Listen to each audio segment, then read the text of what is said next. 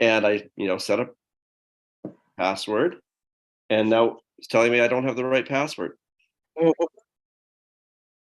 So anyway, Tell them you're using my Mac. so I'm using Carol's Mac, so I'm a little bit out of my comfort zone, but here we are. Fantastic. Well, thanks.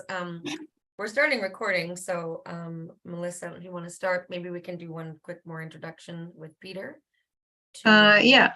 Mhm. So let me see if I can figure out what page this is. Page 5. So Peter, you will remember Helen Warwick and Drew, Hi, Helen. staff Hi, Drew. member. But I don't know if you've met Alex Jurgensen, our council Hi, Peter. member. Hi. Hi. You don't How have are a you? camera.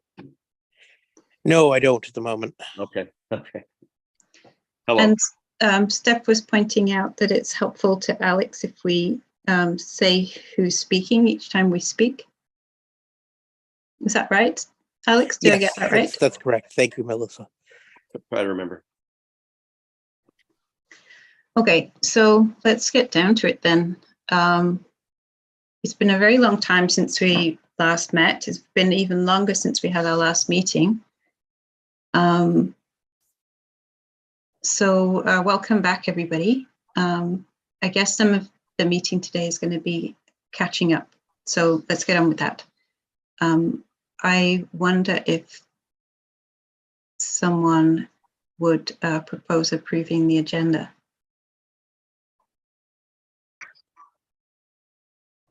I can do that. Thank you. And could you second, Peter?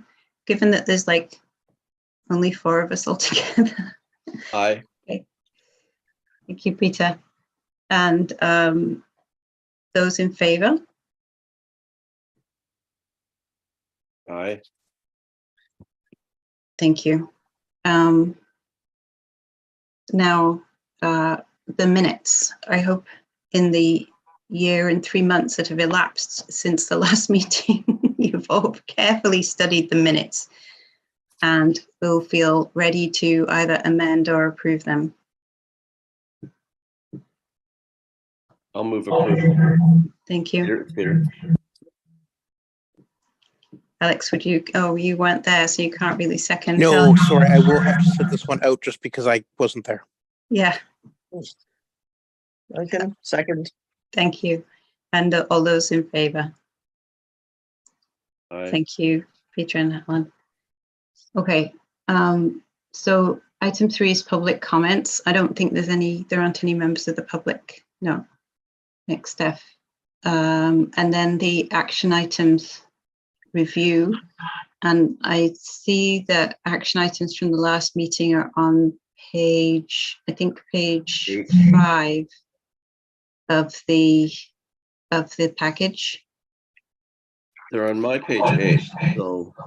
I think those are the action items that were taken to the last meeting. Oh, okay. So these are the action items from the last Oh, I meeting. see. And as you can imagine, they are not anymore relevant. I think they related to Heritage Day in 22. Correct. And were joyfully fulfilled. Okay, so with that guilt-free discovery, I'm going to move, well, it's the first time ever, I think, of all of the action items have been dealt with in any meeting that I've ever been in. So that brings us to the elections, the election of the chair and vice chair. And I think it's normal to re-elect a chair and vice chair each year, and particularly after a new council is elected. Now, I can't remember the proceedings for that, but how does that go? Do I ask for nominations or something, or volunteers, or how do we do it? And ask someone to nominate someone, or someone to nominate themselves. Okay, so Call 3 times to make sure that's the final one. can't I just make people do it? Is that Yeah, try. frowned on? You can nominate somebody. Given that we're a very small group, I would like Peter to take on the chair because I can't really do that this year. I'm so busy that it's just not practical. So I'm going to propose that Peter take on the role of chair. And the current chair and I have had a discussion about this, and I've agreed to take on the role for the coming year, under the condition that the chair become the vice chair and contribute as much as possible when she's not so busy. So So I don't know what you think about that conspiracy, Helen and Alex. Sounds agreeable to me. And to me as well. I Okay. just retired, so I from my job at City of Vancouver, and in the planning department actually, although I'm more in economic development than land use, but so I've got a little bit more time on my hands. So, Well, congratulations. thank you, Alex. So if everybody is willing to overlook that gross conspiracy, I wonder if we could, what's next? Then we've got, do we need, I will say the recommendation that the Heritage Commission elect Peter Weisbord as chair and Melissa Harrison as vice chair. Get a mover. I'll move. and I'll second. Any And then- discussion? Oh, yeah, discussion. Anybody want to discuss further?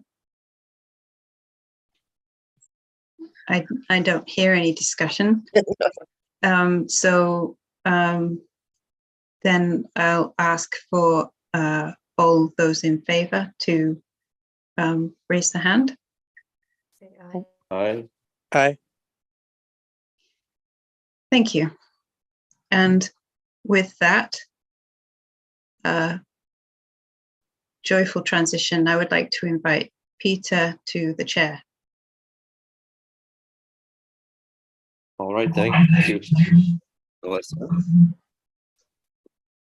So the next item is business arising from the minutes, item 6, and 6.1 Heritage Strategic Plan status, and it's got my name attached to it.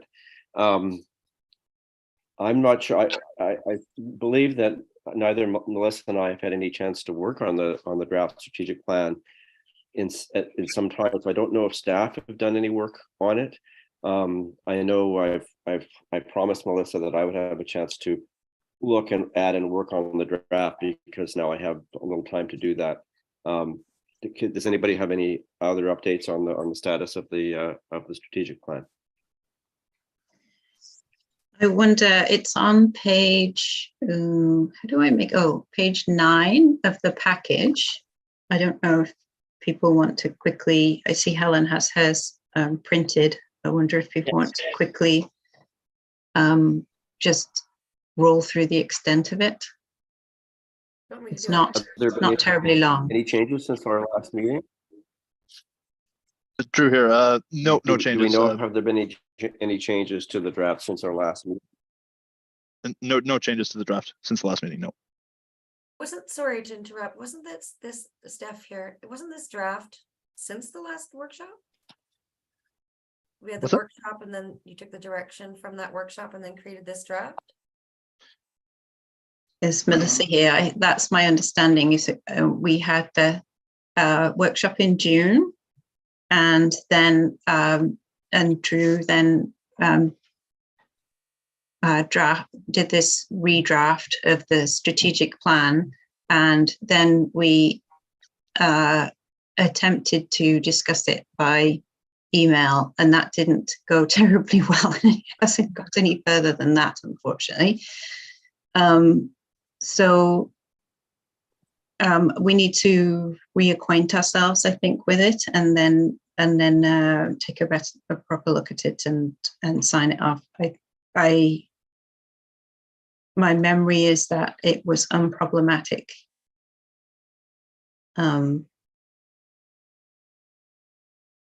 and doesn't need major work. But I literally haven't looked at it, and since we received it from you, Drew. I looked at it then, but I haven't looked at it since then, and I couldn't really tell anyone much about what's in it. So, Okay. Josh, see. Alex, would it be constructive to perhaps have us kind of go away with it and then come back to the next meeting and gather up any input kind of along the way and pass it at the next meeting?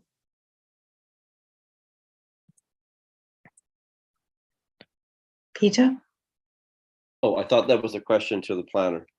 But Oh, yes, no, sorry, that was a question to the commission as a whole. sure. And I had promised to, I guess is there a Google Doc shared document stuff? I think there was, Well, there right? was, but I think this is now left. That shared document was for everyone to participate in. Amanda had done a lot of work. And then the participation time was over with that workshop. Then Drew took away Mm. salient points from that workshop, created this draft. And is it, I don't think it's still in the Google Doc, is it, Drew? No, would not be. No, I think we were just sending around the Word doc. So I wonder if it's not to belabor the point, but I did promise to Melissa that I would have a go through it, with my second set of eyes and look at anything that might be missing or might need clarification or any of that. So I'm certainly happy to commit to doing that, but maybe it makes sense if it's on a Google Doc, one can make those changes or comments right in the doc. And if anybody else wanted to make comments or edits, they could do that, and then we could maybe set this baby to rest at the next meeting. I'd be happy to have a read over it as well. So, sorry, I'm failing to step down from my chair role, but I wanted to ask Drew, Oh, okay. what kind of collaborative software does he usually use? Do you usually use Google Docs or OneDrive or what? Yeah, Google Docs sounds good. To be honest, I just realized now I very rarely have needed that. It's usually just preparing my own report and sending them into council. So whatever works with you guys. Google Docs sounds fine. We already have the Google Doc that exists, so we can put it into that one. Yeah, but it'll need to be the up to date version I've made. But yeah, we'll stick it in there.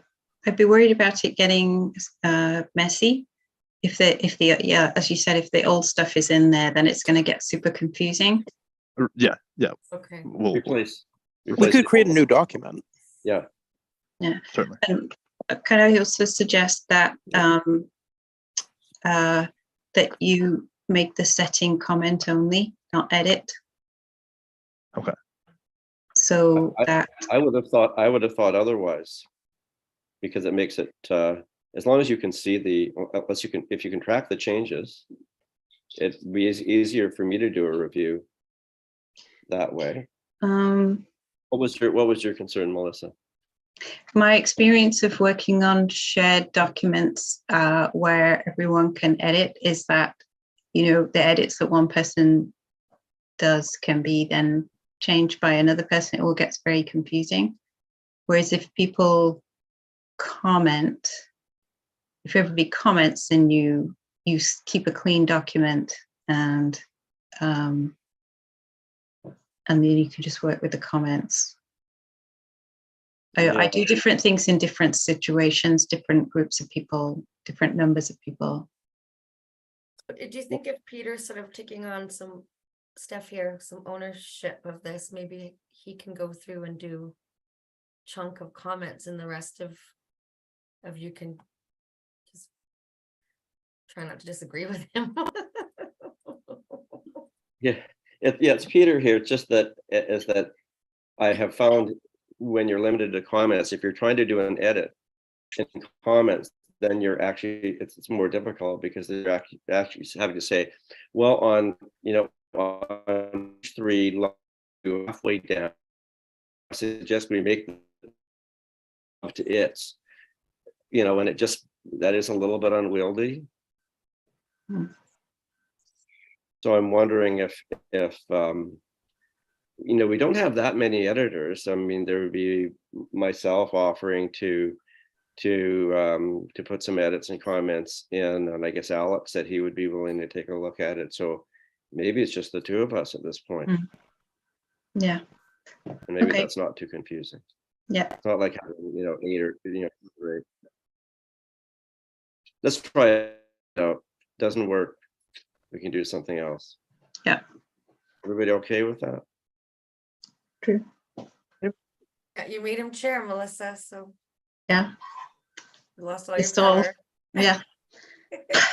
It makes me God, Yeah, he's giddy with power now. Editing God. It makes me God, yes. Anyway, we'll see how that goes, but that certainly makes it easier for me. And maybe I'll let everybody know when I've made my edits, and maybe let people know, and they can go in and take a look at them. And then it's just one set of edits, and then comments on those edits or whatever. But So what are we Okay. thinking for a deadline for that? 1 week? I may not even have my computer working yet in 1 week. So I was probably, I'm thinking within the next month or something. Why don't we put a 1 month on that? Okay. And then I don't know if we want to set another meeting for that time frame or for a couple months time frame, give us a little leeway. Yeah, well, nice to get those edits back to, well, yours, and then back to the other people, and then back to Drew, and then you can put a new draft out. And then Yep. a meeting. Mhm. Great. Okay, are we done with 6.1? Okay, moving on, 6.2, and that's got Melissa on it. Did you want to report on that, Melissa, or did you want me to jump in? Did you look at the email from Daniel? Did you manage to find that? I hadn't had time, but the gist of so maybe just to update the committee, there was council forwarded to the committee. What was exactly forwarded, Melissa? It was information update about the planned restoration of the Davies cottages and the orchard. And in order for the commission was not really able to comment on that without more information. There was very little information on the update. It was a 1 or 2 pager from Metro. And so we wrote a memo to Daniel at the municipality, asking for whatever information that the Muni staff had relating to the proposed methodology and heritage restoration principles, etc. And so Daniel wrote back and said, well, here are the building permits that were approved by the municipality in relation to the work to be done on the cottages. And this is from last year. And sent also a link to the website of that was that's been contracted by Metro to do the work. And so, but the suggestion was if we were, and that there wasn't really a lot of information about the heritage restoration principles or the qualifications of the contractor to do that work. So he said if the commission wished more detailed information on those bullets in our memo that we sent, that we should write council asking for that council request Metro to send the additional information. Can I, it's Helen here. Can I add something to that? And, Oh, sorry, you're breaking up, Peter. I can't hear. But it's Oh, go okay ahead. if I can talk. Okay. Sarah Haxby, the chair of the BIPA, has been in touch quite regularly now with somebody named Lydia Minot working for Metro. And she's had a couple of really good discussions with her, addressing our concerns around the cabins and what they're doing. And Lydia Minot assured her that the restoration for the porches are the only thing that's going to look out of place. And that has to come with the legality of and safety rules. So there's going to be putting on a strip at the top of the railings of all the porches. Now the windows, they're not replacing any windows or doors. Those will stay. They have taken the doors off that one cabin that was and windows from the one that was demolished, and are going to be reusing those in the most out of sync and out of date cabin that has needed the most work. That's the one between our museum and the office, which is number 20. So Sarah, who had been extremely worried about how they were going about this, feels reassured that they will be preserving and restoring sympathetically for the heritage updates. So, Oh, thank you. That's good. It's Peter. That's very good news. It's Alex, if I may ask. Numbers 19 and, or sorry, number 20, was that not rented out by the Union Steamship Company not that many years ago? Or was that only up to 19 that they had rented out? no, number 20, there's Helen here. That was a cabin, a rental cabin. It was turned into our offices and display cases, and we had events there after everybody was told to move out of the orchard. Oh, when was that? Oh, you got me there. Probably 25 years ago. 25, Oh, okay. So 28 it's years. not included. I know that Union Steamship had Cottage 19 as part of their rental fleet, which seems to have disappeared off their rental list. Well, I believe 19 is one of Rondi's that he's been renting out for. If that's what you're talking about, Union Steamship, Rondi. Yep. Yes, that is 19 is one of his. Okay, but not up. So he didn't have 20 in that list. Okay. No, that's the Heritage Association, Preservation Association. That's been our office. Okay. Now I understand which ones we're talking about here. Okay, good show. Thank you.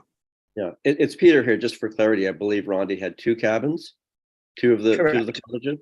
Yeah. Two that have been emptied and will be being refurbed as well. Okay, so those are being worked on as well. I'm looking at the drawing here. Sorry, this is Melissa. And I think it's 18 and 19 are the ones that Rondi rents. Yeah. That sounds good. That and sounds I think 10 and 20 are the Born Heritage ones. Correct, yes. And then 14 is the one that you're talking about in between. That's right. That was in the poorest condition. Yeah.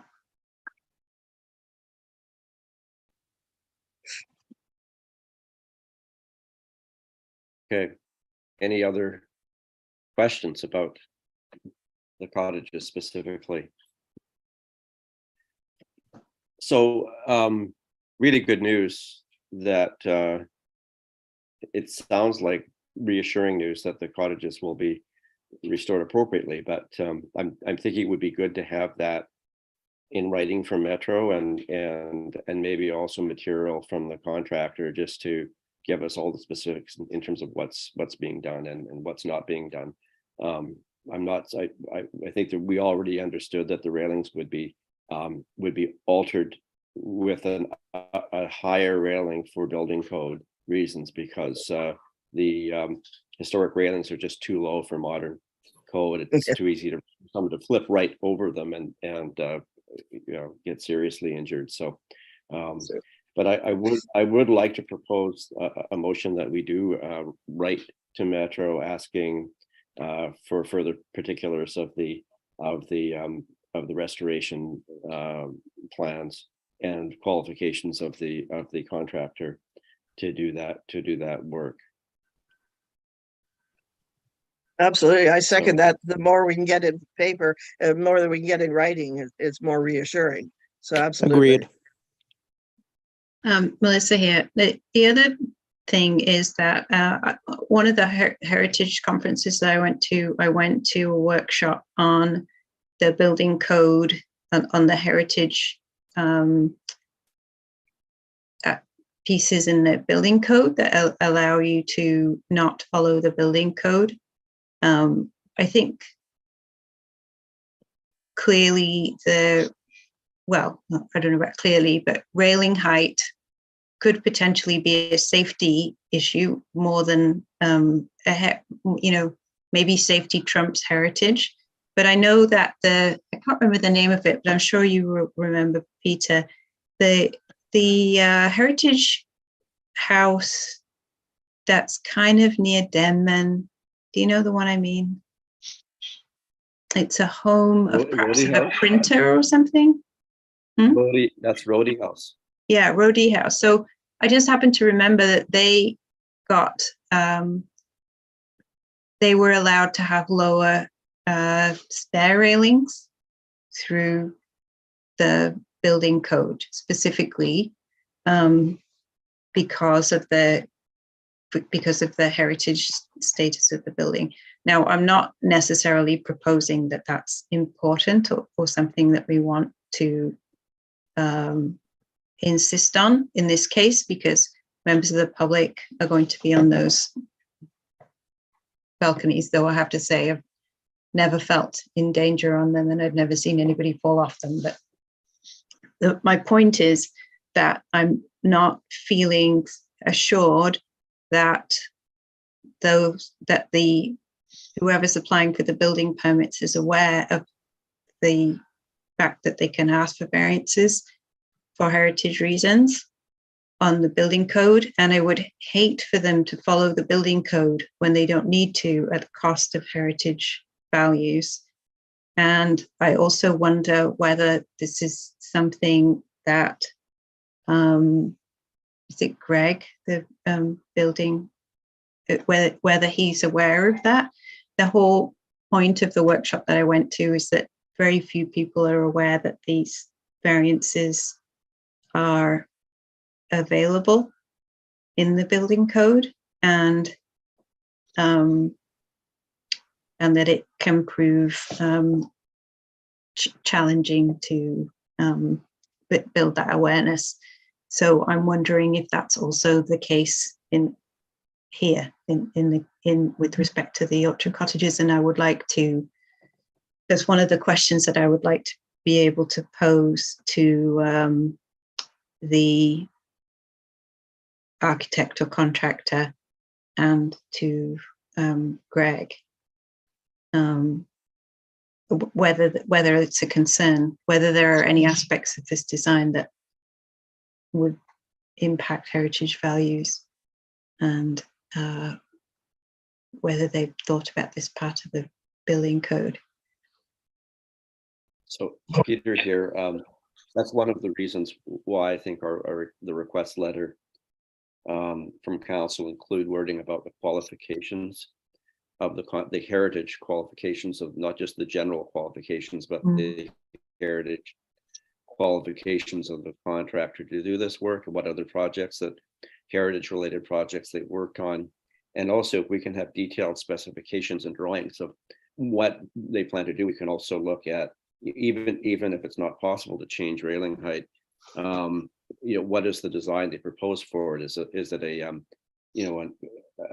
less visible intervention, or is it something that's more obvious that's maybe not the best solution, that we might want to suggest something else? So and I have noticed, I've been on quite a number of heritage tours and in Vancouver and whatever, and it seems like even in heritage home renovations and whatever, the railing issue unfortunately seems to be non-negotiable because of the safety issue, although other aspects like double glazed windows, not whether you have to have them or not, or different kinds of, fire separation materials. I'm not sure exactly. I'm getting out of my out of my depth, but some may be more negotiable than others. But certainly we need this information. So all good points, Melissa.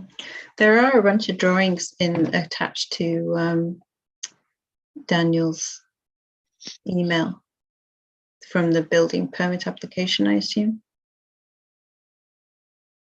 And I have to admit, I've been so busy getting stuff off my desk with retirement, I haven't had a chance to look at them yet. So Yeah.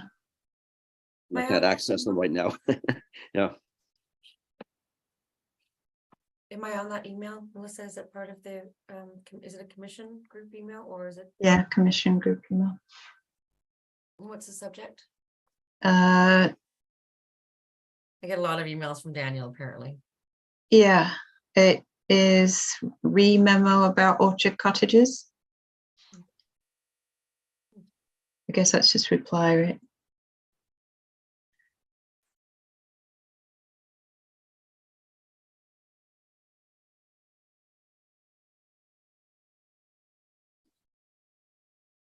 Did you find it? So I'm just not to conflate. 7th of March. Oh, he's got a lot of attachments here. Yeah, I think it's the 2nd. It's marked 10 Crippen Regional Park. Number 10. Yeah. Okay.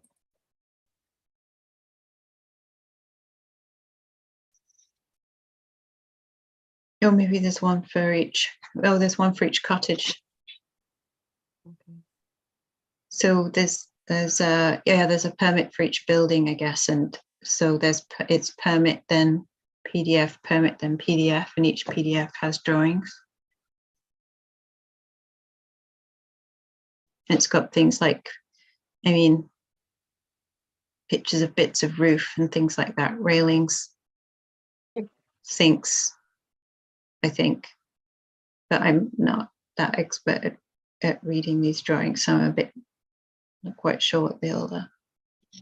But they do have mysterious detail.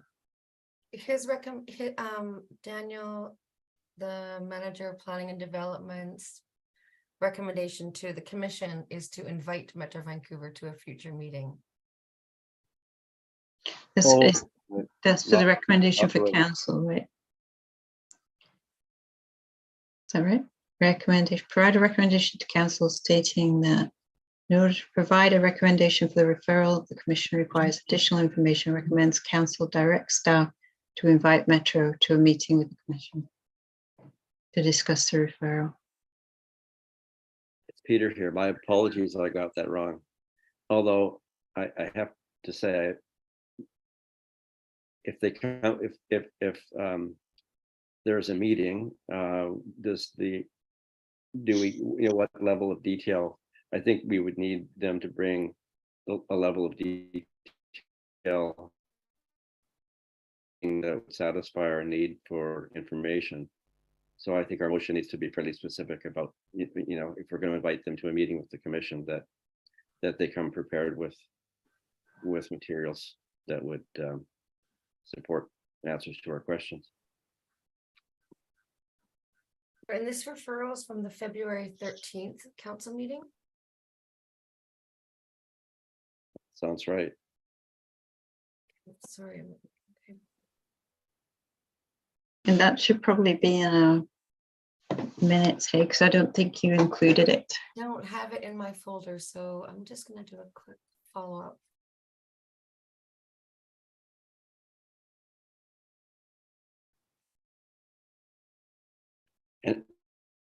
And it's Peter here. I mean, the issue really is if council has referred something to the commission for comment or input, then we need to have the information required to make that, to provide input. Otherwise, we're not able to respond. I mean, we really, like, if these drawings are complete, which I have no idea whether they are, I mean, what we want, like, what is the additional information that we need? One is about the contractor, and their qualifications. And and the details if needed on heritage restoration mm, of the cottages. So things like windows, railings, doors, siding, degree of retention versus replacement with new materials, that kind of thing. mm.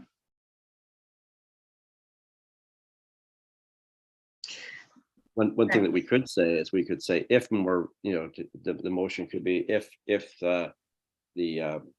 more information is required in order to respond to council, that the commission requests council to ...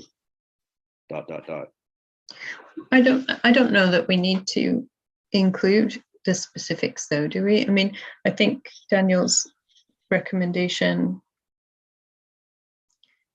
is seems sufficient to me.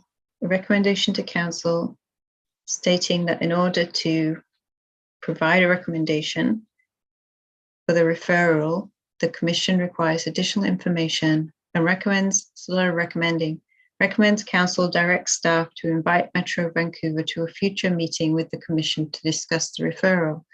And then if Metro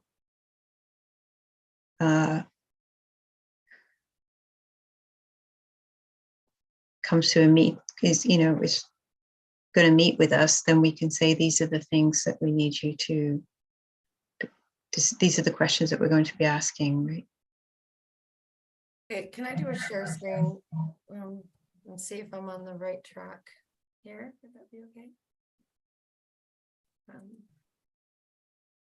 I'm sorry, Alex. Hey. Steph, I can't hear you.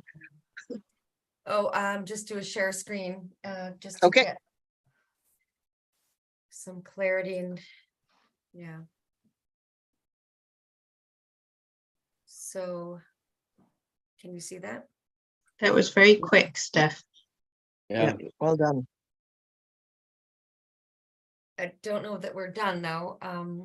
Whereas council referred the Davies Orchard revitalization project to the Heritage Commission for recommendations and comment. And whereas the Heritage Commission requires additional information in order to consider the referral, therefore be it resolved that the commission. Now, what is the action here? That council, wait, Recommend that council. that council resolved to write a letter to Metro. council directs staff to invite Metro Vancouver to a future meeting with the commission to discuss the referral.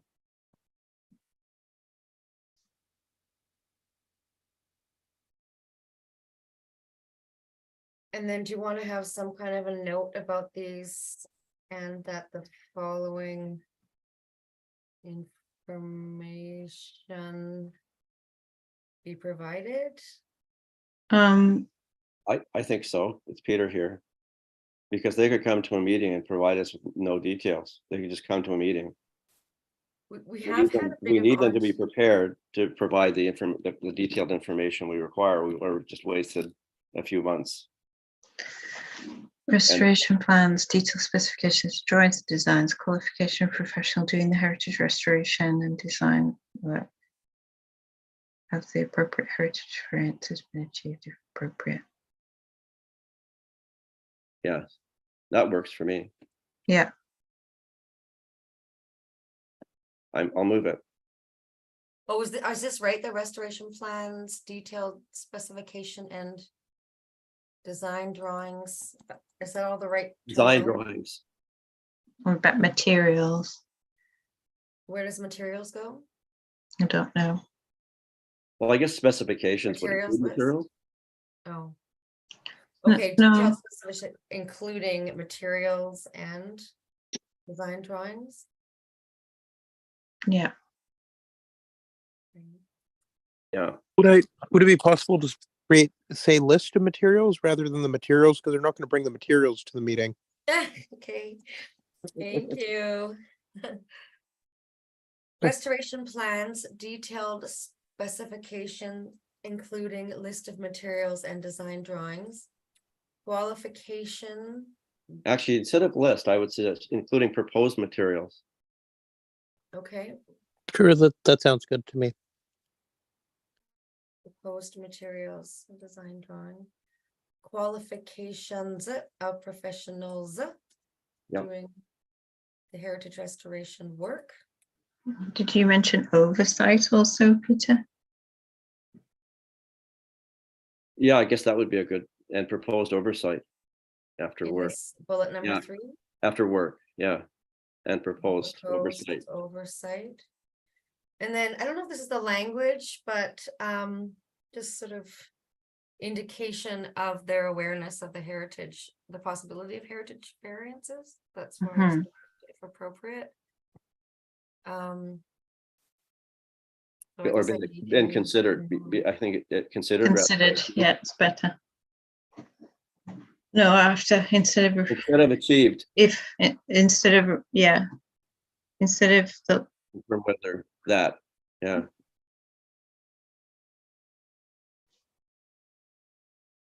Confirmation that the appropriate heritage variances have been considered.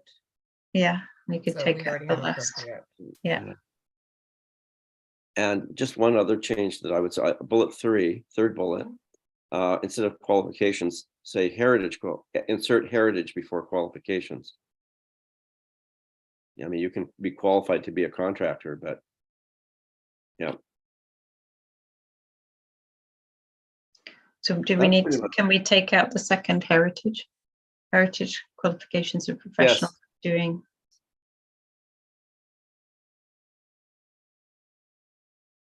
Do we have to say proposed here before oversight?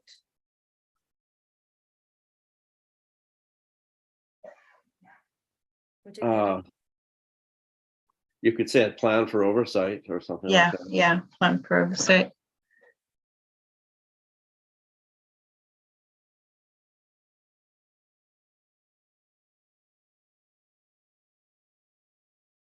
I should say that, the Metro's restoration of the Seaside Cottage #1, the one by the causeway, was very well done, in my view. So if Metro takes an approach similar to the one they did, both the exterior and interior of that cottage was done extremely well. It's quite impressive.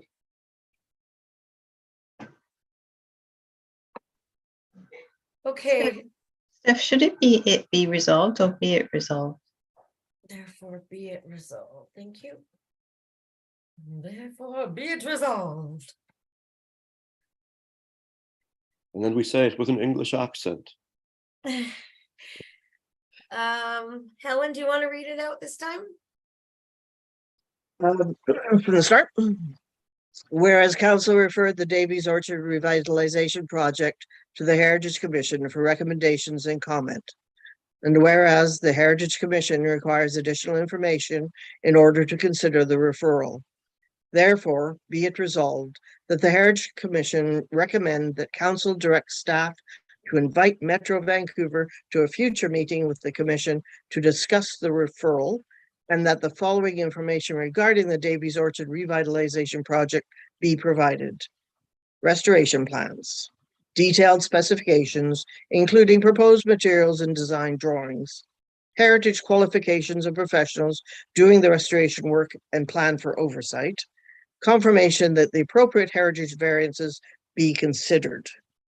Now, if I could put my 2 penneth in, we have to realize that the work is already underway. The middle cottage, the one that's in the worst repair, has already getting a new roof, and they are working on the inside as well. So this should be done sooner than later. Time is of the essence. Yeah. Maybe then that the wording should be to a meeting of the commission as soon as possible.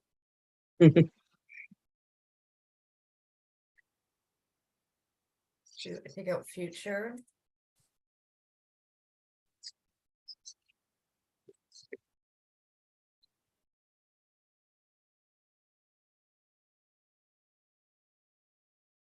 Okay, I think that's good.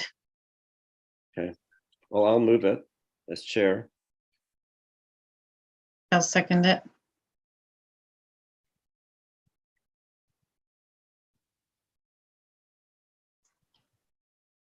Discussion?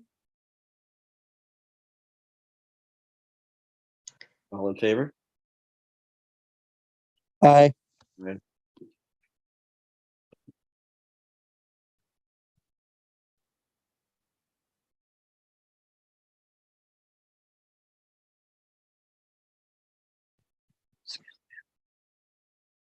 All right. Any, unless there's any other comment on that item, I suggest we move on to 6.3 Community Heritage Register Phase 2.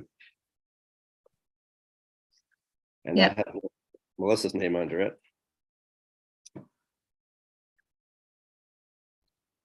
Oh, yeah. Well, I mean, I think that's just arbitrary. And I wonder if you want to talk about that because it's your baby.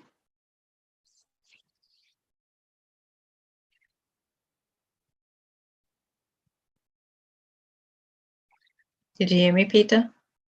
You're cutting out. Oh, I just said, I wonder if you want to talk about it actually because it's your baby. Yeah, I probably brought it up in our conversation when we discussed the agenda. I'm trying to remember exactly what we meant by phase 2, but certainly the finishing, I guess the end of phase 1 will be finalization and adoption by council of the strategic plan.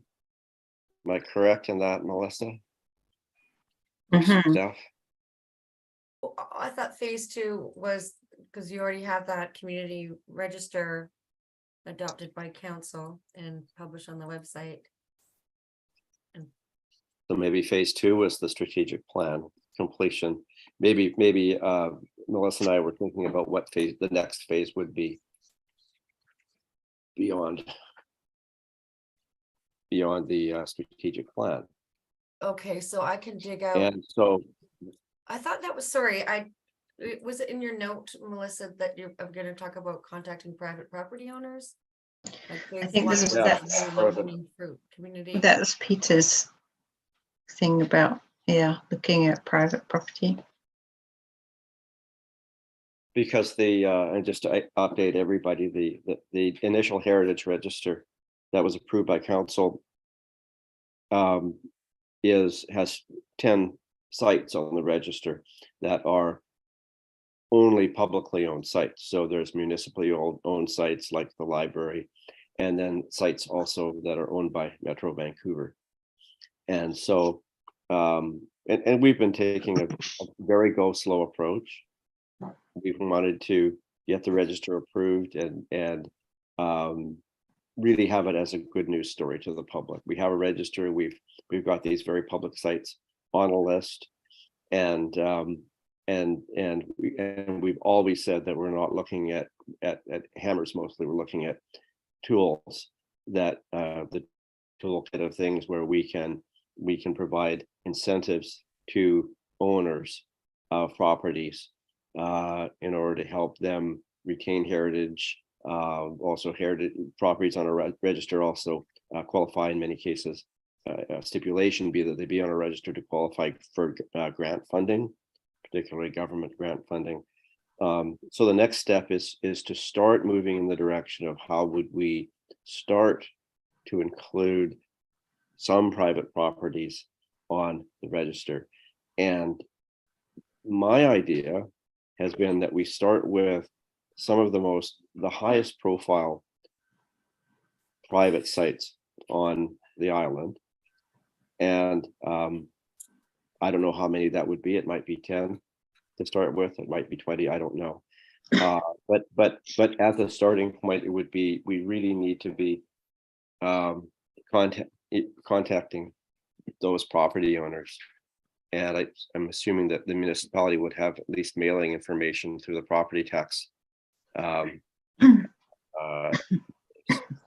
that there would be some official way probably to ask property owners if they would be interested in having their sites considered for addition to the register. And also, I think probably access to Heritage Commission members to document.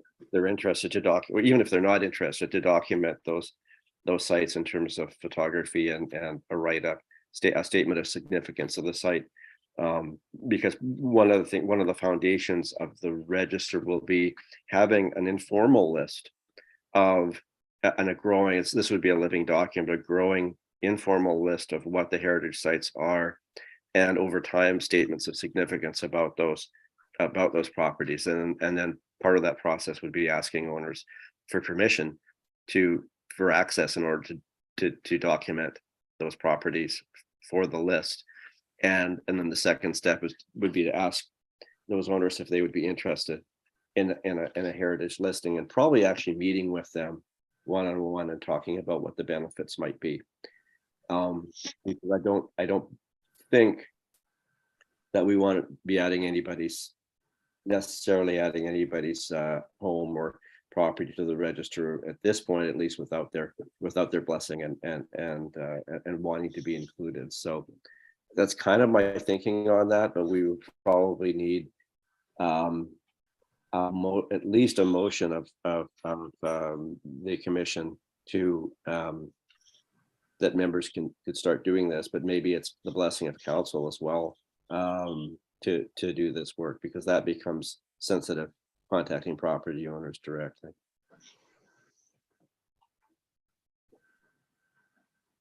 Any comments? Melissa here. So I have a couple of thoughts about this. One is that I think the list that you are talking about is the heritage inventory, which is a semi-formal list that is not the register. Properties can go on and off. There's no stipulation about it. It's not adopted by council. It's just a list. And so then one could begin to document properties on that heritage inventory without it having any impact on anything really. The other thing is that part of what we talked about with, the strategic plan and stuff and getting that all finished was getting some like a document together, some kind of document that explains,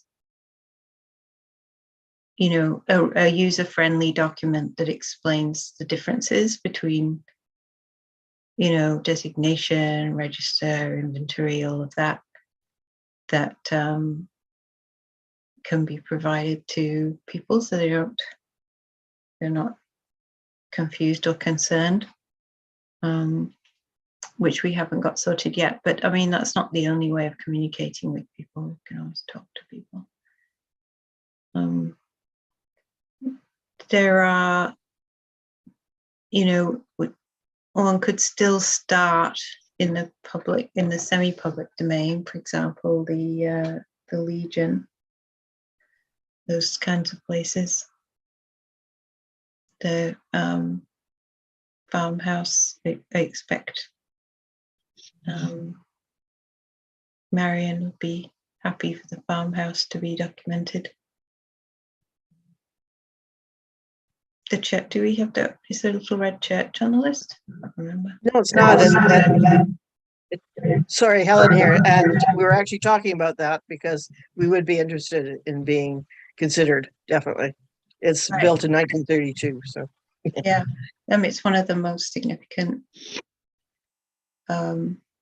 heritage buildings on the island, I think. So one could still begin in the semi-public sphere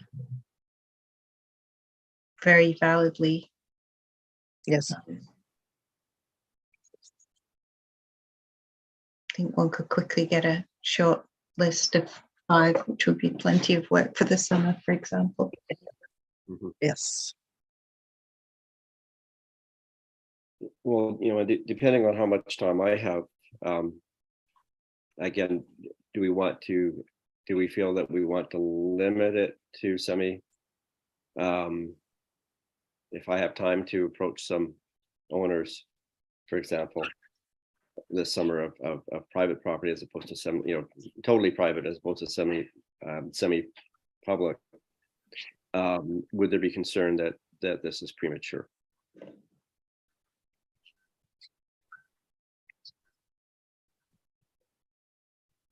I mean, if it's just to be added to the inventory, that seems not very.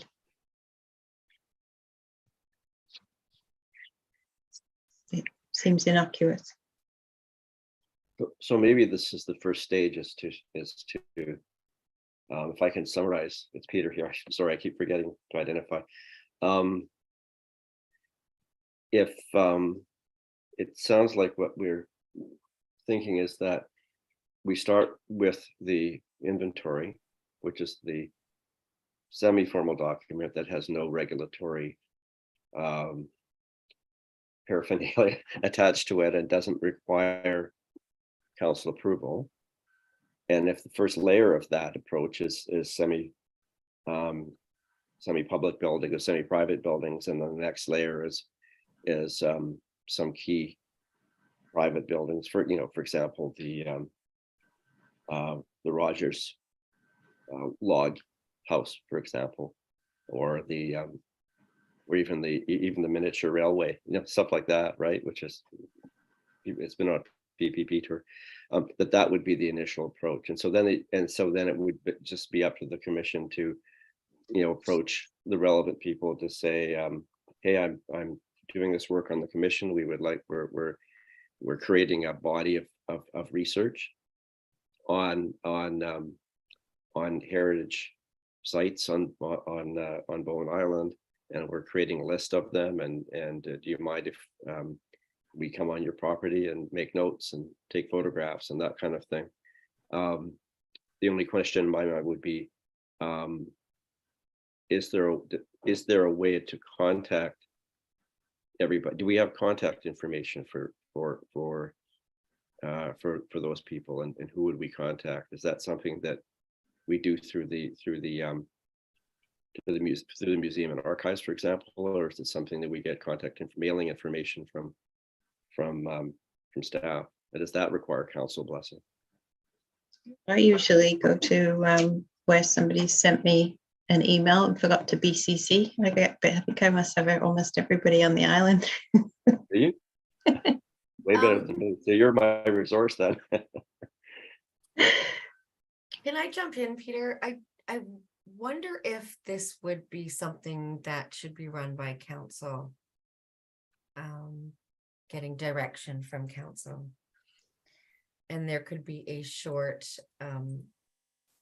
information report, especially with new council, that would briefly define the terms of inventory, registry, designation, making those distinctions, a link to our work plan, and the request for direction to take this next step.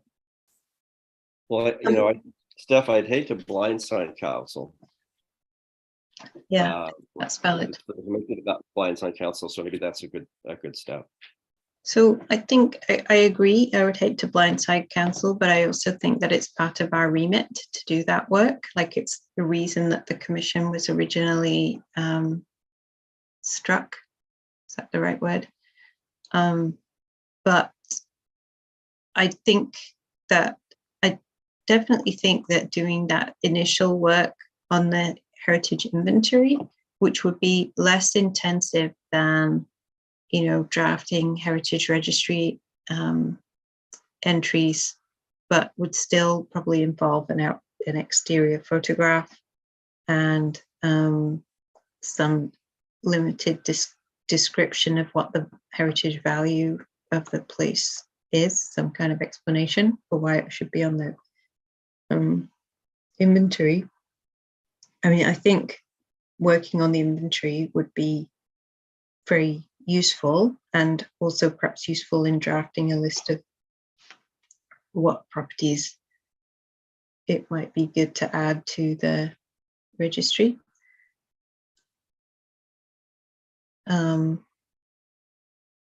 However, I agree that not blindsiding council would be best. Yeah, that sounds very sensible, and yeah, just as a courtesy, because you'd hate to be in a position where a property owner got the wrong idea and came to the mayor or the council with a complaint, Crosswise. and so council knows what is happening is the next step, and gives their blessing. It also gives us their blessing to move on to a next step, and as part of this work, we could be also drafting up statements of significance that are required for a register, so we'd have them on file potentially, have the research. So then we're closer to any future step, and again, I agree. I think I like this approach because it's not moving too fast. And it gives us a chance to get our toe in the water in terms of the kind of response we get from owners and others of heritage properties, and maybe some learnings along that line before we take the further step, which is more regulatory. So, I think we should at least move forward. so just to be clear, then when you say private property, you're talking about like the Little Red Church. Yeah, type everything that's not owned by the municipality or the crown or by Metro, It's or not like somebody's house. it could be somebody's house, private property, or it could be the church's private property. So church, somebody's landscape that might not have something on it, but yeah. So how do we then, so what do we do with how do we give council a heads up then?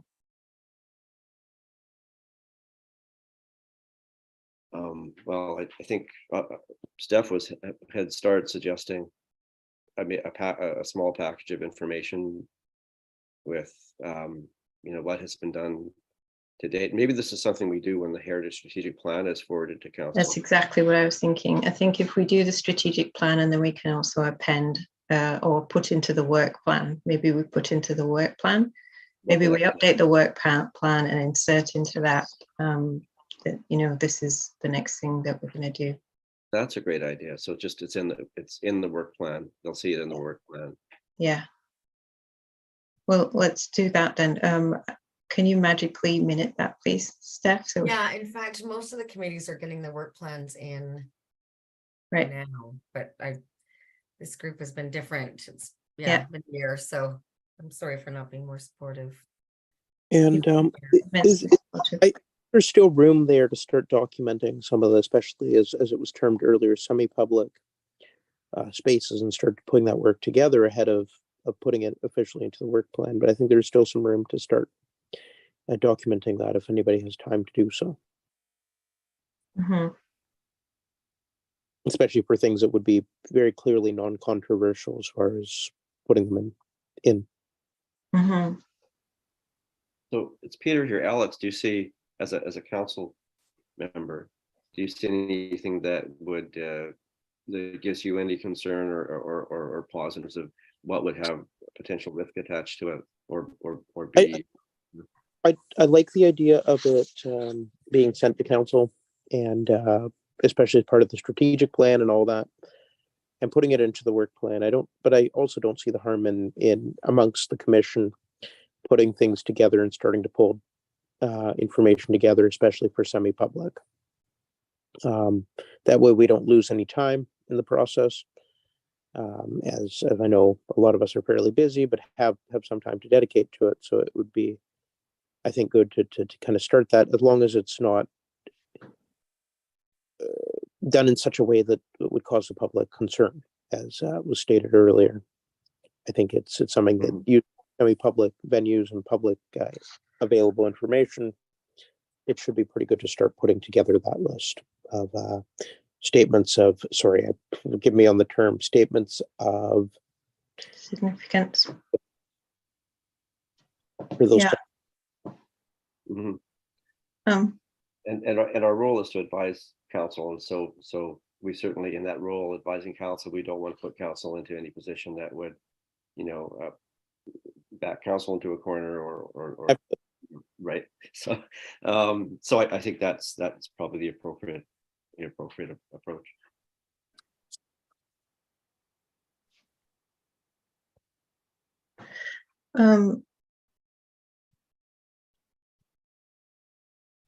So if we just then minute that, and then it gives us another impetus to get this strategic plan sorted and so on, right? It's so the strategic plan draft has gone around, so the Google Doc notwithstanding and the Peter's work on it notwithstanding.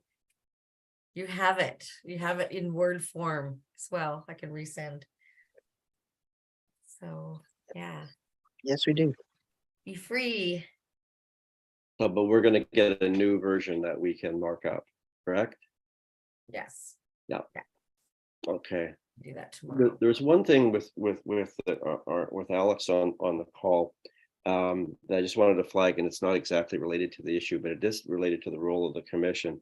A lot of other commissions that report to municipalities also have a role in current planning in terms of responding to inquiries or applications involving sites that either have or might have heritage value. I know there have been 2 occasions where we've been asked to comment on. One had to do with oh, I'm having a mental block. Moonweeks.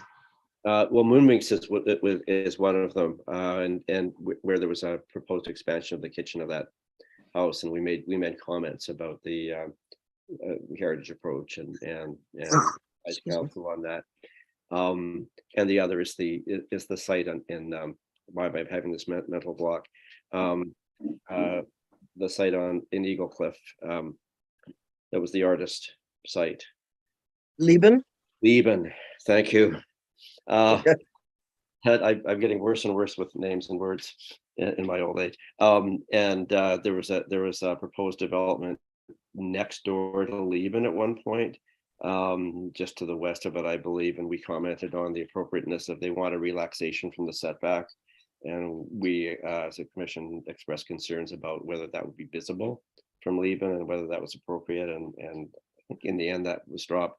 But I think these are just to flag for council if there are matters that come before council that have or could have a heritage impact, the commission would like to have the opportunity to comment on them if possible. So I just thought I would flag that. That's definitely something that I would agree.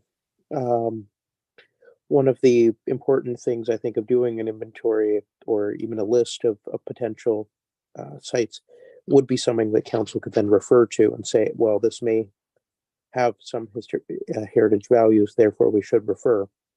Because to some of us, when we received the council package and it's a proposed development, just has an address attached, but not necessarily what's around it. As far as heritage, that doesn't seem to be part of the reports that come before council, at least as far as I'm aware so far. And so it'd be helpful to have that list of potential sites so we could look at that as council and say, well, okay, this might affect this neighboring property. And this is, oh, sorry. So it's Peter here, and this list would be useful to even the informal inventory list would be useful for staff because it could be inputted into the development system as a flag. And so staff might say, oh, well, this property is on the list. So we're flagging it for potential comment from the commission, even though there might not be any regulatory control around it, although it could provide a basis for negotiation with the property owner or the developer. So it could be useful in that way as well. Absolutely. I feel like we're getting off topic. Though I do think that this I took us is off topic. Sorry. It's good to see that how the list will be useful at the council table, though. It was great. right. Exchange and yeah. I think that is that the issue of getting referrals for heritage things is important. And I don't, what did we figure out about that? Because we did talk about that. Did we decide that we wanted to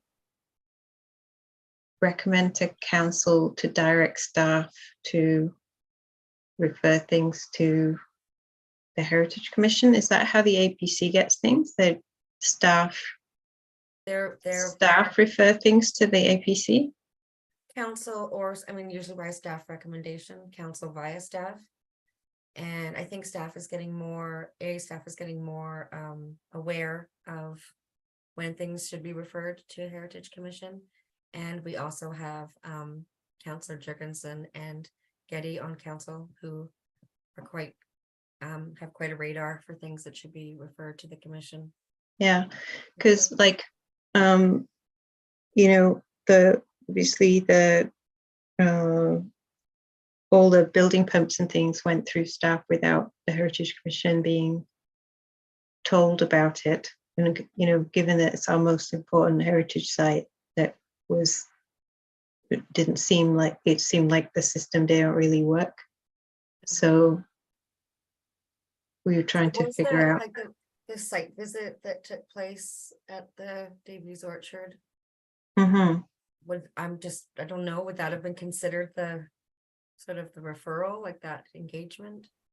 Well, a referral would be like if the proposal and the drawings and everything come for proper consideration, and then recommendations are made to council about that, or to staff before it gets approved, right? Whereas the meetings that we had with Metro were just on very, very, very high level general terms. They weren't about the specifics of materials or contractors or oversight or you know, anything like that. I mean, it was like the vaguest, like where are they going to put their parking, kind of. No concrete drawings at all. All we had was like a photocopy with a drawing about that big on it. You know, that's not a referral. That's not the sort of thing that the APC gets. So if we're to fulfill our role as an advisory committee, like we need to get proper referrals with proper information in order to be able to consider and make recommendations. So yeah, I kind of got a little bit up my nose that that was Metro's response. We've been consulting for years. Here, Melissa. Yeah, it's I super was annoying. disappointed that we didn't. I'm suspecting it might be because this was just a building permit application or applications rather than something like a rezoning application or a development permit application that might be more likely to be referred. But you know, something like that should come before the commission. I'm Yeah. wondering, Steph, whether you feel that it would be useful to have a motion on record. And Melissa basically verbalized that motion ago, to have it on record that the commission would like to receive referrals on applications of any kind that come before the municipality that have or may have heritage implications. Yeah, and I would have thought that really building permits are exactly what the Heritage Commission would be considering, such as demolitions or major structural changes. Impact either directly or here. Can I share? Yeah, Please. absolutely.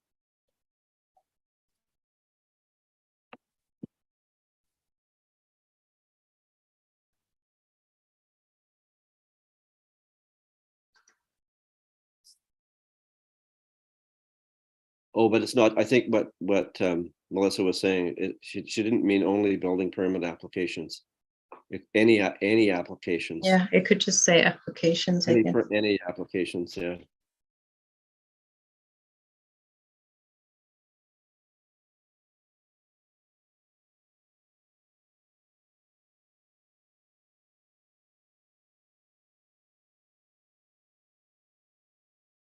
Yeah.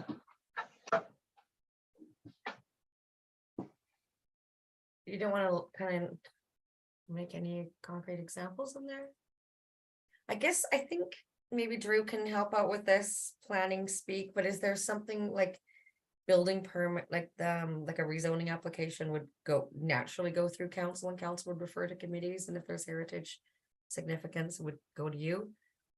But if it's a building permit application, it wouldn't even be on the radar because it doesn't go through council, just goes to staff. So there's sort of two different types. Yeah, Drew here. Yeah, when I discussed this issue with Daniel just after the emails went around, his suggestion was, bringing up development permits again. Yeah, his suggestion was that, yeah, his idea was that the Heritage Commission could make a motion, or sorry, make a recommendation to council that council passes a development permit area over any property that has heritage structures, and then that would be an automatic trigger for a form and character review. So for those of you familiar, we currently have development permits for environmental reasons, so usually for building around riparian areas, and then form and character currently for mainly just for detached secondary suites. That's something all detached, or almost all detached secondary suites trigger as a form and character review. So anyways, that was his idea for maybe What would the catching that. verb be there, Drew?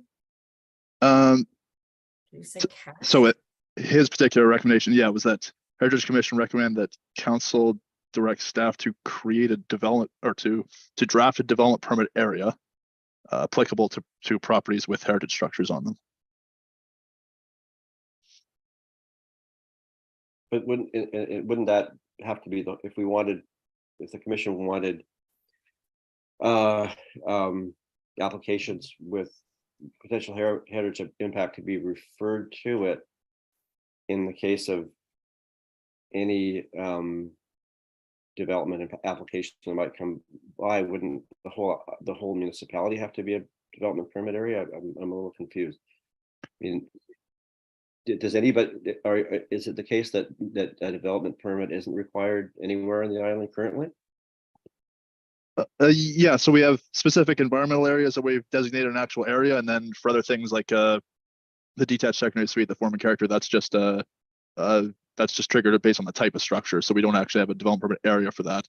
So to be fair, maybe in terms of this blurb here, this So and then physically the cove is the development permit area where you would need to. that too. Yeah, that's an actual form and character. Paint color and development permit landscaping that you wouldn't need to do in anywhere else. So outside of the cove, the only kind of permits you'd need to do anything would be either a rezoning application if it wasn't approved under the current zoning, or if you don't need a rezoning, it would just be a building permit. Correct? Yeah, like typically be a building permit. Again, we have environmental development permit areas, and it could be triggered based on a type of structure, like a detached secondary suite. So it's still very possible for a development permit to be triggered. Mm-hmm. So I think I understand that, Drew, what you're saying is that certain conditions trigger the drafting of development permit area, and currently some of those triggers include an environmental area or a secondary suite. Is that right? Right. Yeah, that we've designated areas where anything along those lines being built will trigger the development permit review. Okay. But the area doesn't pre-exist that. It's created because the conditions exist there. Sorry, I don't totally follow your question. So are you saying that that if there is an environmental value or a secondary suite, subsequent to that, that's recognized, and then a development permit area is created in order to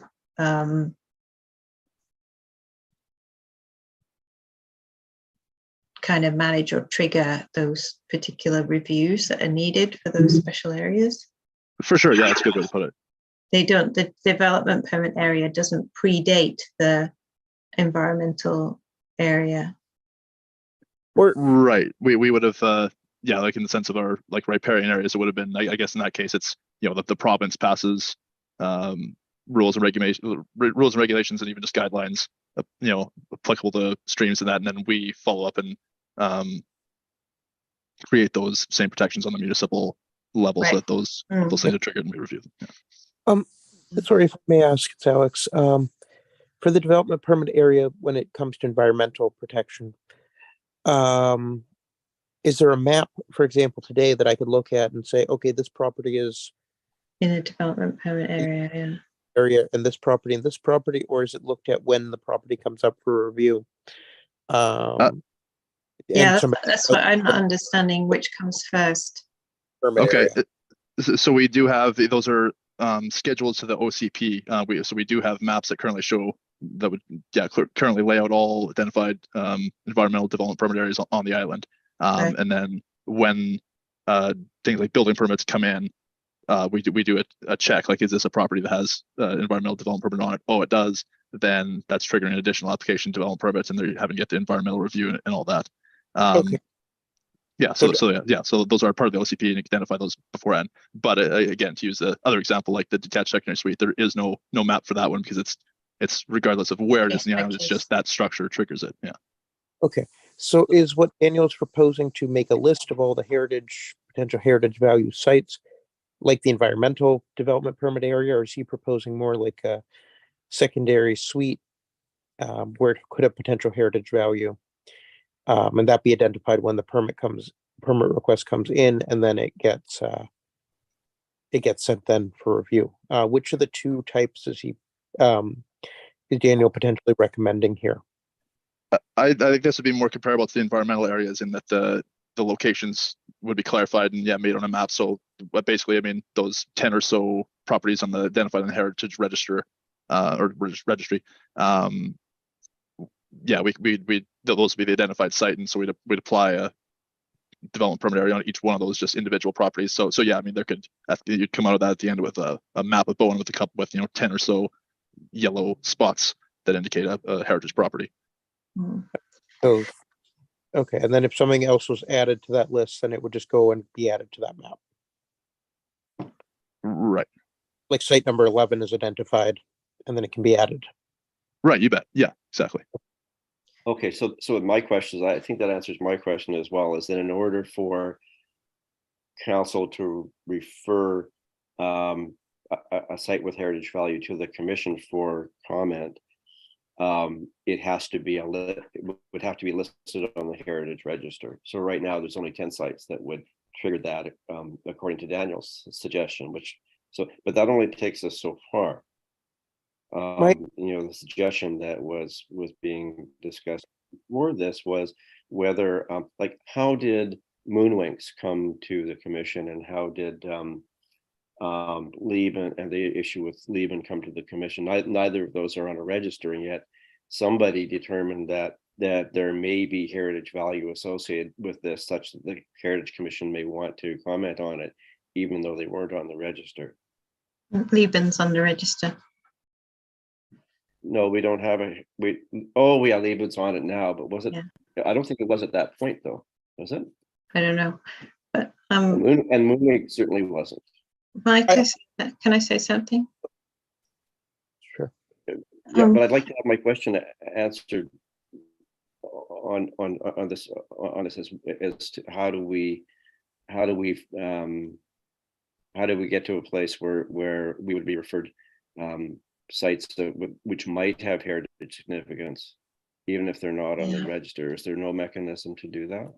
If I may suggest, perhaps the commission could draft a list of sites that it feels have some heritage significance that could form rather than the basis being the heritage register, the basis, Drew, not be a list put together by the Heritage Commission that would have sites on it, and that would trigger a recommendation to the commission, since the commission would probably know that best, is kind of my thought, but I don't know, Drew or Peter, if that makes any sense.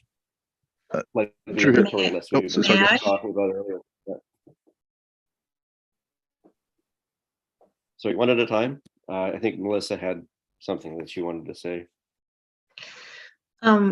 So to answer the question about min weights, I think Jennifer noticed it and proposed it. And and I think that like building having heritage, like a site could have some heritage significance that we are unaware of, and that might often be the case. I also feel like this, I mean, I need to know more about it, but it seems to me it's a little bit, what is the phrase, like a sledgehammer for a nut? I think really it should just be any site that may have heritage potential should be referred, and that's kind of reliant on staff having awareness, and also knowing that they should refer things. I don't think it makes sense for it to be dependent on council referral, because how are they going to track all of that, all of the small things that are happening, you know, in with permits and so on. I think, Melissa, it might come down to like staff capacity for workload. So if this type of referral isn't currently in the purview of, or the mandate of the planners, so if there is going to be additional work put on, then council needs to direct that. We Yeah, can't just so say hours and yeah. hours and hours more work, please, without asking council to. Yeah, though we don't know that it is hours and hours more work. They just have to refer refer it, right? But drafting a development permit area does seem like it's more work. But the thing is, they also refer things to the APC, and that's hours and hours. is it to refer Yes. things to the APC? Well, they prepare the reports and the information Oh, for it, and then they right, were gonna right. do a presentation. in Right. the evening, Okay, and fair then enough. then they're gonna make a report to council on the comments from the APC, back to Right. council. Fair enough. Not Well, saying it's not valuable time, just saying yeah. that kind of time would need council's Yeah. direction or approval. The other thing that I think is that, well, I do think that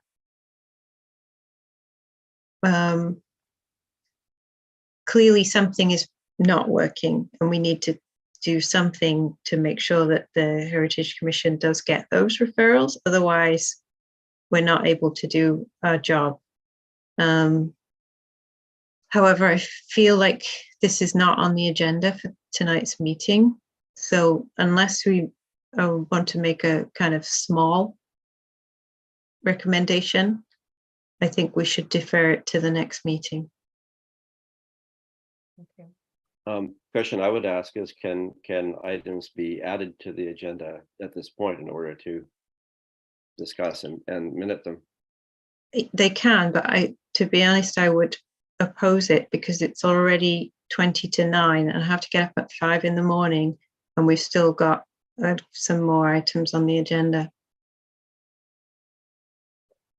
All right, what I would Just support. try to meet next month or something more regularly.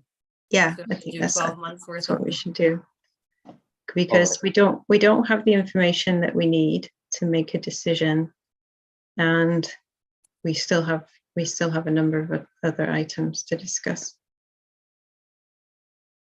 Can we ask staff to investigate ways, think about ways that this objective of the commission or this discussion could be reflected and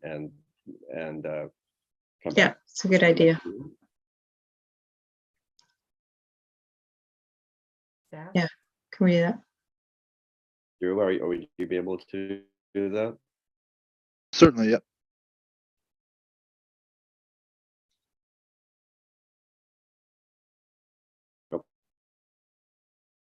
Okay, I think I'm getting the message that we should move on to the next item. Thank you, Drew. New business, Cape Roger Curtis campground proposal.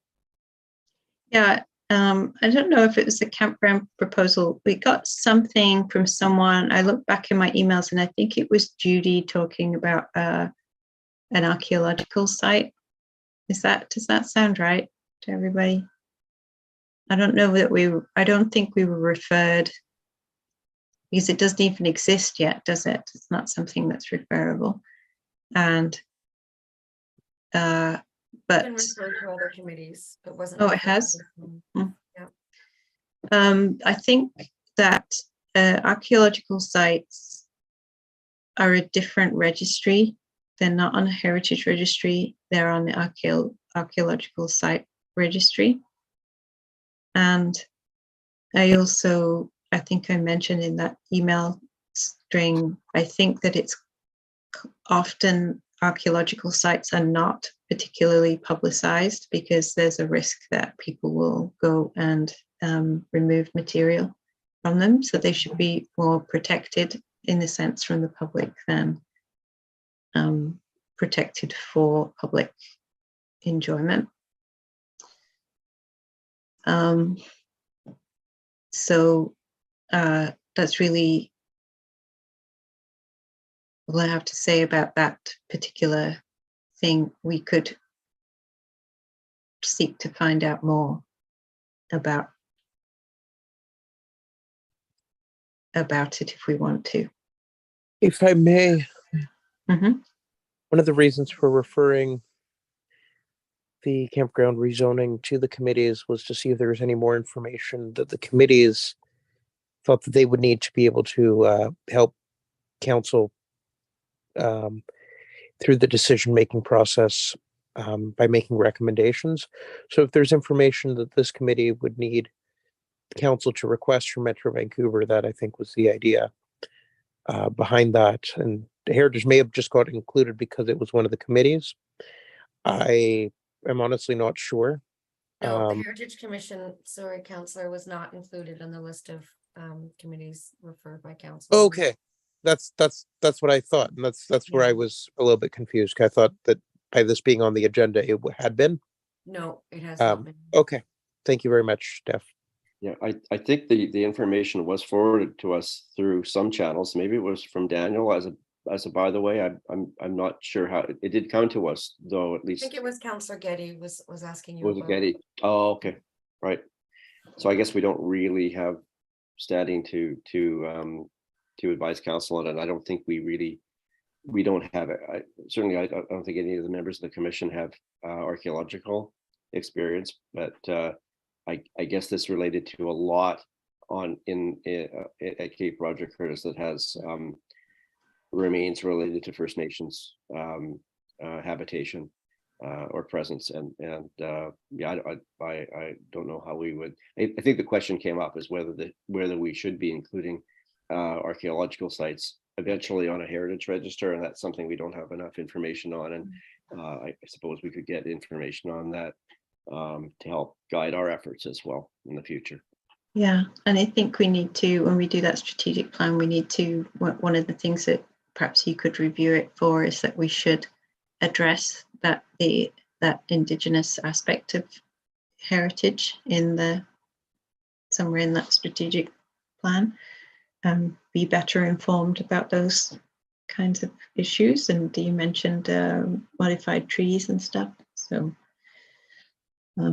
there is there is a little bit of industrial heritage in some of the land that I know of, and in that proposed park area that is of value. Much of it is in the adjoining Crown land, but there's some that's in that. I'm thinking you may be referring, Melissa, to some of the corduroy roads, the log skid roads that were used for logging Yeah. in around Perry Fen. Yeah, so certainly, and I think in our discussions around the strategic plan, we talked about the Heritage Commission wanting and the register wanting to be inclusive as much as possible. Mm. So I think we have to better understand what our role is and how we can be inclusive. And your point about whether it's appropriate for an archaeological site to be on a public register for the reasons you expressed. So we need more. Yes, we need more information. So I guess we don't need a motion on that. It's just, I'll That just was say the just- committee expressed concerns regarding archaeological elements on the Cape. And And also Built to interest in the remove- industrial heritage okay, sites that are part of the proposed park and adjoining the proposed park. and industrial heritage, okay.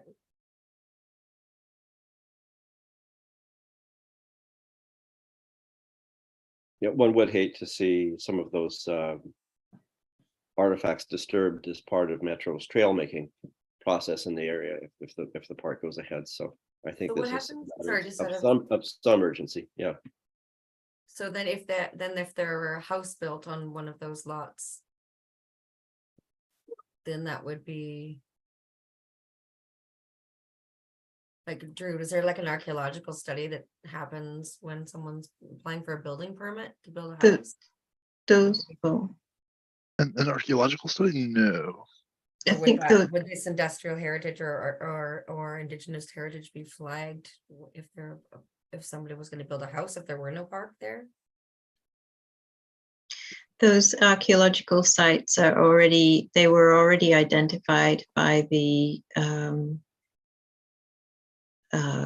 original Cape developers.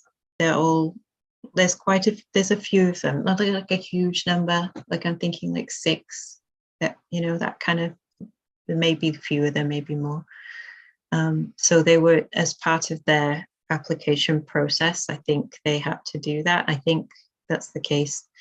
And so they're all marked out on the the big development maps. And I don't know much about what kind of protection they have, but my impression was that they were protected areas. They are protected areas.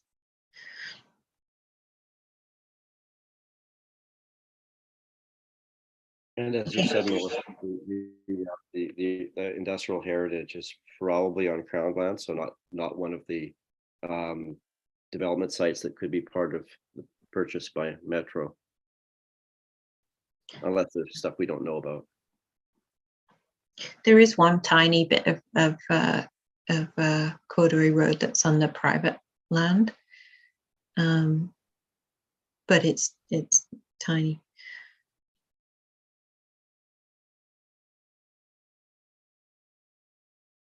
Okay. Okay, I Anyone- guess I think it just adds to the value of that land as park. It's not something that should be protected as such, probably. I think it just adds value.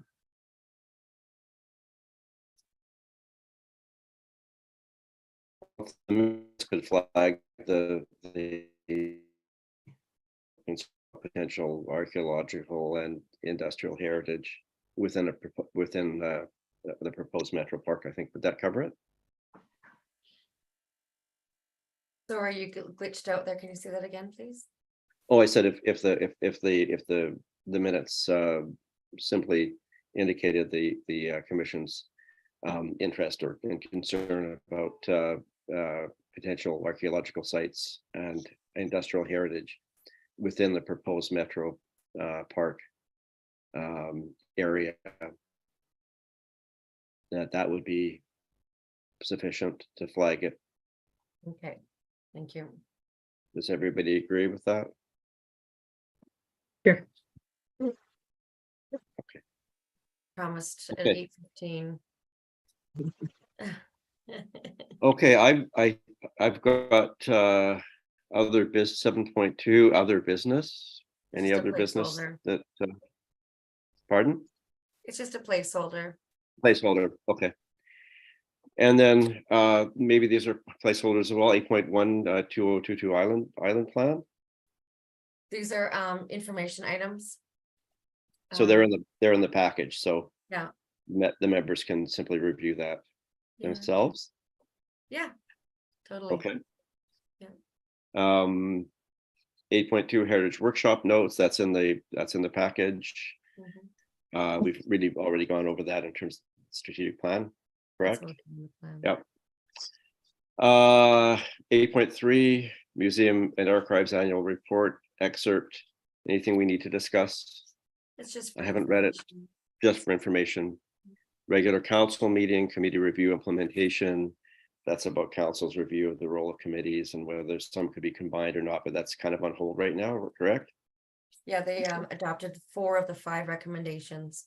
The 4 were primarily regarding training, onboarding, appreciation, alignment with council strategic priorities. The question of restructuring was deferred.